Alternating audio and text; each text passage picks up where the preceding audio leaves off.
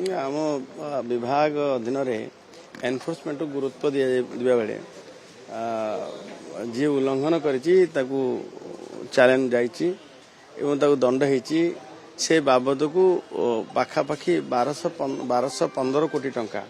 बाकी अच्छी एवं 30 लाख पाखापाखि लोक दंडित कर पेनाल्टी पड़ी आम कोर्टर भी आश्रय नहींचु एवं कोर्ट सहित भी आम कथबार्ता होती किभली भाव से समन जीवन जीव भय रहा ना जदियो जरिमाना पेनाल्टी पड़ा भय रहा ना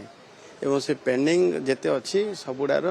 ओटीएस आम करवा आवश्यक निहाती दरकार आम सरकार आम विभाग विचार करुच्ची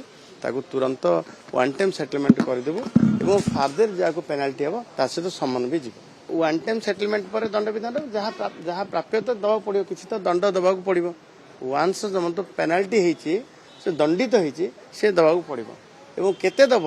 ओटीएस आकार जी आसला गोटे थर जो राजक्षमा भाया गोटे थर आम ओटीएस कर छाड़देबू और सेकेंड टाइम जिते आरंभ हम